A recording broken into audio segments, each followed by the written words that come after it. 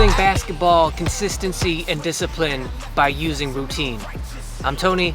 Welcome back to Streetball Strategies. But now I'm phone is ringing, but I'm chasing after calling. Yeah, we started at the bottom and the grind is looking easy. Ain't got to trust and I ain't talking about them dollars, but you sending all them dollars if you book me, no we eat. Today we're talking about using routines to build your basketball discipline and basketball consistency. I'm going to describe for you a routine I used to go through every day I came out to the court to begin my workout and end my workout every day. This wasn't something that I copied from someone else or got the idea from watching somebody else. It was just a thought I had one day wherein I'm going to need some kind of structure out here at the park, something to sort of start my day with and end my day with every day, something that was the same day in and day out. The reason I wanted this was because I wanted to have some kind of reliance on structure. So I wanted to be able to rely on the fact that whatever I was doing for that day, regardless of how I felt physically, mentally, whether I felt strong or good that day or not, I had a routine in place, a structure to rely on that got me into basketball mode to start the day, and then something to signal that basketball mode was to be turned off for the day when I was done with my workout. I wanted to train my mind and my body to know that when I go through these routines, it's signaling either the start of the day or the end of the day every single day. I wanted to be able to signal to my body to flip the switch to say, basketball time starts now, basketball time ends now. So let's talk about how you can use these routines to build your basketball discipline and consistency. First of all, let me point out that this is a routine that I developed for myself because it fit me best. It worked best for me, for my game, for my personality, but it may not work for you. My own routine may not be good. It may not work well for you. So if you need to, then go ahead and copy my routine for now, but I encourage you to, as quickly, as soon as you can, develop your own routine for yourself that works best for you, that fits your game and your personality. Second of all, there's two routines. There's the beginning of the day routine and the end of the day routine. The beginning of the day routine for me was about signaling my brain and my body that it's time for basketball mode to start, to turn on, to flip that switch. Now you may be saying to yourself, you don't need that because you are always in basketball mode 24 hours a day, or at least as soon as you come out to the park now, automatically basketball mode kicks in. You don't need to manually flip that switch. And I get it, I know where you're coming from. The problem is that as you age, as you put wear and tear on your body and your body starts to wear down and slow down, it becomes more difficult to motivate yourself to put in the kind of work and have the kind of energy and effort that you have when you're young, when you're beginning to play. Sure, you still may come out to the park, to the court every day as you begin to become intermediate and advanced, just because that's what you do and it's your sort of lifestyle to be out here every day. But that doesn't mean that you're gonna have it every day. You're not gonna be motivated every day the way you are when you're young and beginning. It may be harder to get the day started or to work as hard as you normally would when you were younger as a beginner. So when you have a routine that you depend on day after day, that's just part of your structure out here that you rely on, now every day you're making sure to manually flip that script that, okay, now that I'm out here and I'm going through my routine, this is turning my basketball systems on. It's time to go to work. That's the point of the beginning of the day routine. Turn that system on and have it firing on all cylinders every single day, just like it did when you were young as a beginner. So now my beginning routine is very simple, very basic, very short. Every time I come out to the court, whether I'm working with a basketball that day or not, which of course is most days I'm putting up some kind of shots, but there are days where I don't use a basketball because it's just a footwork day or a line drill day or something like that. But whether it's a line drill day where I'm not using the ball or a regular day, a normal day where I am going to put up some shots, I always start every day with leg swings and free squats. Now for me, that's imperative because I have, after all these years, I'm riddled with arthritis, especially from my hips down. So I need to loosen up, warm up my legs, my hips, my knees.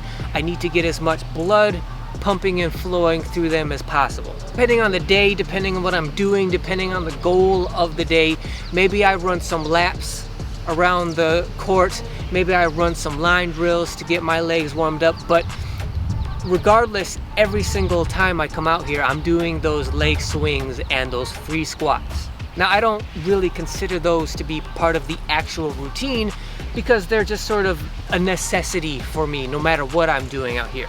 But my actual routine on days when I'm actually shooting the ball always begin with free throws. One of the first things I was taught when I started taking basketball seriously was shooting free throws is the anchor shot of basketball. Meaning, if you're an average good basketball player, there's no reason for you to shoot less than 80% from the free throw line. And if you can shoot 80% from the free throw line, if you can teach yourself to be that consistent, to have that good of a shot from the free throw line in dead ball situations, you can teach yourself to be a very good, consistent shooter from anywhere on the floor in competition under any circumstance. Now that I'm old and I'm retired and I'm not an active competitor anymore, I just make one free throw and move on. But when I was young, when I was a beginner, when I was really trying very hard to learn and teach and train myself the game, be disciplined, I required myself to make 3 free throws in a row. I had to make all 3 of them consecutively. If I missed the second or the third, I had to start over from the beginning. After the free throws, very simple, go to the top of the key, drive, right hand layup, do it again, top of the key, drive, left hand layup. Just moderate pace when you're doing those layups. So you're not sprinting, you're not going as hard or as fast as you possibly can. Remember, you're just trying to flip on that basketball switch in your brain. So you're not going as hard or as fast as you can. You just want to get your body sort of used to general basketball movement. So maybe I'm going about 70% of my top speed doing those layups. It's not about physical preparation, it's more about sort of mentally getting yourself prepared. And then to finish things up for that routine for the day is just a three-pointer made from the top of the key. And that's it. It's very basic, very simple, very short. It's just 6 shots. 3 free throws made consecutively, 2 layups, and then a 3-point shot made from the top. So if it is in fact true that you wake up in basketball mode every day by default anyway, if you're in basketball mode 24/7, then making those 6 shots consecutively should be easy. It should be nothing to you to come out here and knock down those 6 shots and start your workout immediately. And hopefully that's the case. Hopefully, you can do that. You just make those 6 shots, it takes 2 minutes and you're done. But what happens if you stumble? What happens if you don't make those shots consecutively and you have to start over from the beginning again with the free throws, and you have to do that a couple times? Well, then that should be a signal, an indicator to you that maybe you're not quite as in basketball mode as deeply as you thought you were. Or maybe you're not in basketball mode 24/7, 365 the way you thought you were. Because if you were, then you should be able to automatically make those 6 shots consecutively and immediately start your workout. Maybe it's gonna take a couple rounds for you to go through in order to make those shots so that you can really get that switch turned on where you thought it was to begin with. And that's why I required myself to go through that routine every time, because hopefully I was automatically in basketball mode to start with, and I just knock those shots out and get right into my workout. But if it took me a while, I was okay with that, because that just meant I was mistaken, right? I wasn't as ready for that day as I thought I was. And by the time you do make all of those shots consecutively, now you are reassured in knowing that now, yes, you are in basketball mode. It's completely turned on, and now you're ready to get that workout in for that day. Now, once you've gone through your entire workout for the day and you're done and you're ready to go home, there is a closing workout, a finishing routine that you go through in order to give yourself permission to leave the court as well. And I'm assuming that as you've gone through that workout, you gave that workout all you had, and so by the time you're finished, you're fatigued, if not flat out exhausted. One of your goals should be you're outworking everybody regardless of what they're doing compared to what you're doing. But before you can leave the court, go home, rest, relax, eat maybe, you have to earn your way off the court by doing this closing, finishing routine. For me, it's very similar to the beginning routine, which is the only difference is I put the layups first before the free throw. So I do top of the key right hand layup, top of the key left hand layup, 3 free throws, then a three-pointer at the top of the key. It's the same 6 shots, just in a little different order. To me, this routine is much more important than the beginning routine, because now you are exhausted, you are fatigued, you're ready to leave. When you first come out to the park and you do that beginning routine, you're fresh. Hopefully you're excited to get the day started, to get your workout in. But by the time you're done, you should be exhausted, meaning you're ready to leave. And you are not allowed to leave until you make all of those shots consecutively.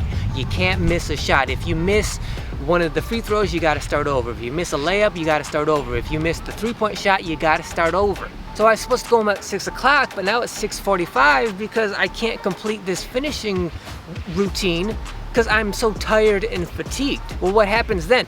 What happens then is you start to get frustrated, right? You start to get irritated, like, why can't I just finish this and go home? I'm hungry, I'm trying to eat. Now, as that frustration builds, making those shots can become more and more frustrating, more difficult. So maybe now, not only are you missing the 3-point shot, but maybe you're also missing the free throws. And worst of all, maybe you're missing the layups, because if you're missing the layups, you can start thinking to yourself, if I don't even have the legs to finish these layups, how am I ever gonna be able to make that 3-point shot at the end?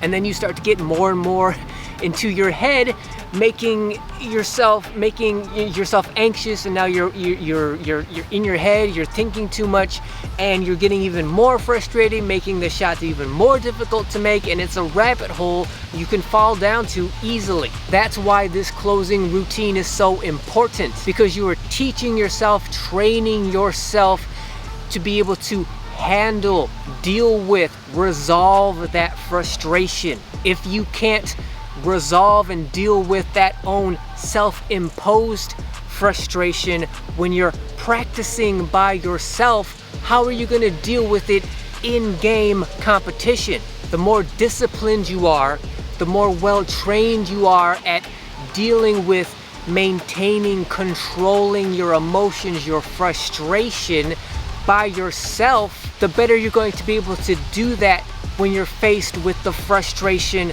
of competition. And because I exhausted myself during my actual workout, now I had to learn how to rally my exhausted body and my frustrated mind to work in unison for one last push so I could earn my way off the court. If I can do that by myself in practice, I can damn sure do it in competition against strangers. That's why this closing workout is so important.